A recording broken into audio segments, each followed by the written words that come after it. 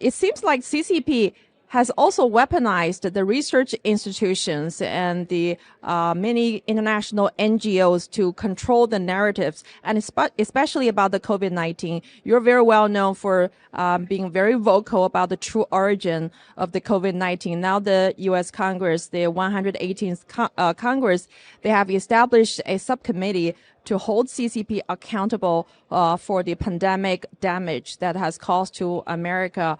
But sadly, we have lost over 1 million American people's life. You know, I would imagine what a better world this country could be if they heed to the real scientist opinion a few years ago. So what is your opinion about why the CCP has succeeded in weaponizing the big pharma, the research institution, and international organizations such as WHO and even United Nations?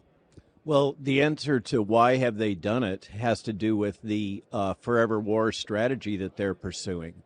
This unlimited warfare where everything, propaganda, everything you touch, everything you think, everything you feel is a weapon.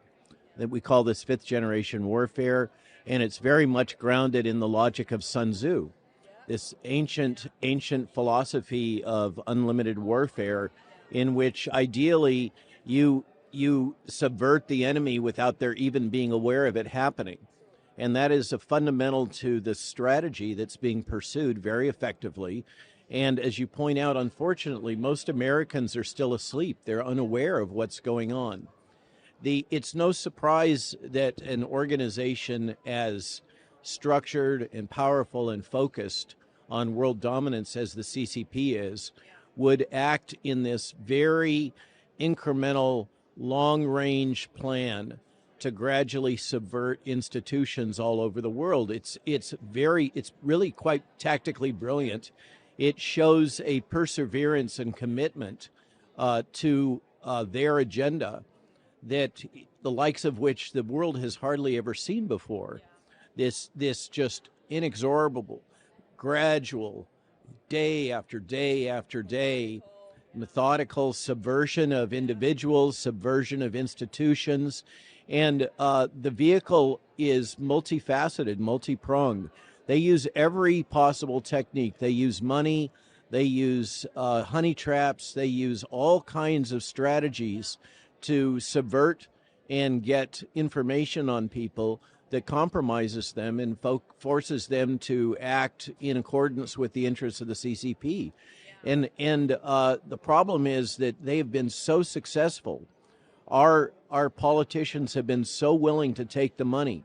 Our educational institutions have been so willing to take the money that the CCP has had an easy entry. It's so simple. Americans are just so focused on money and status and power, and they just need to have this little bit of taste for them to become compromised. And I don't understand why people would be so willing to compromise their principles in support of what is clearly a opposition, an enemy force that has a very different fundamental philosophy, doesn't share the Judeo-Christian ethics, and believes that really it's a utilitarian approach. Anything goes. Anything that's effective is acceptable. There are no ethical boundaries to what can or should be done to advance the cause of Chinese Communist Party.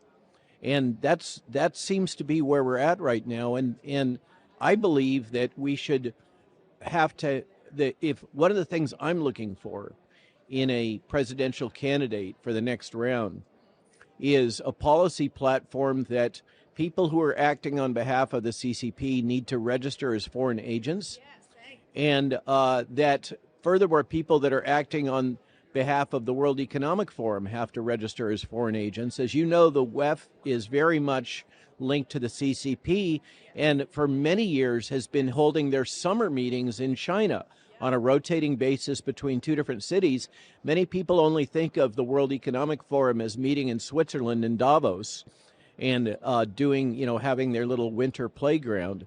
But in the summer, for many, many years, they have met in mainland China in 2 key cities within communist China, and they have very much been integrated with the CCP agenda. And the likes of BlackRock and Vanguard and State Street, those major transnational funds, are all busy coordinating with the CCP. They have all been compromised.